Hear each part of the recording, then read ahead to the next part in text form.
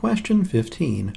When a question asks you to explain a surprising fact, then it is a paradox question. Paradox questions present us with a scenario in which two things don't seem to match. On the one hand, one thing's true, on the other hand, something else is true, and it doesn't seem like they should both be true.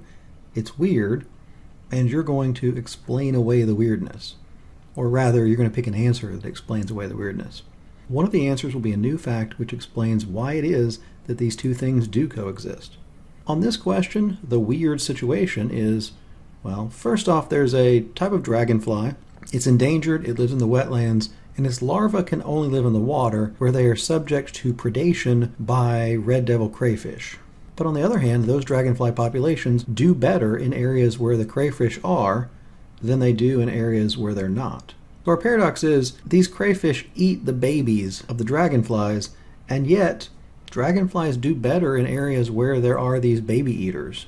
Generally speaking, having something eat your offspring is not conducive to survival. We're going to look for an answer choice that will explain why it is that the crayfish help them out. Note, it won't contradict anything we've already heard, so we're not going to find out, oh, it turns out they don't eat the babies. They definitely eat the larvae.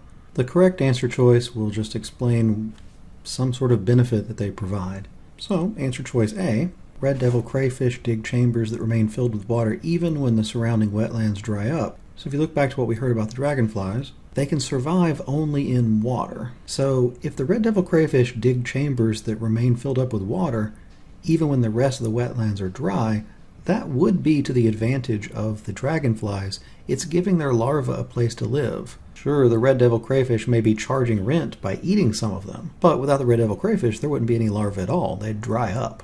So A gives us our way out. It explains how, even though the crayfish eat them, the crayfish can benefit them too. So then what's wrong with the other answers? Well, answer choice B, red devil crayfish present no threat to adult dragonflies. This might seem like a good answer because it exempts the adult dragonflies from the crayfish's effect, but the paradox isn't just that the dragonflies are able to survive in spite of the crayfish. They actually do better when there are crayfish. That's why we're trying to understand, how is it that they do better? Not eating them would be not affecting them. Why would that make them better than otherwise? So, answer choice C.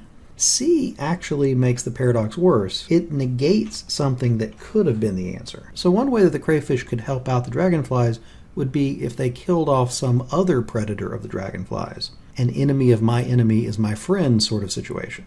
But this answer choice says specifically they don't do that. So they are not helping out the dragonflies. And then answer choice D, red devil crayfish are found in many more locations than the dragonflies are. This won't help either way. The paradox only takes place when they overlap. When they overlap, the dragonflies do better. So places where there are crayfish but no dragonflies won't do anything to the paradox. And then answer choice E, all it does is show us that the crayfish don't need the dragonflies because they live even if the dragonflies die out. That doesn't explain why the dragonflies do better when the crayfish are there. So the answer was answer choice A.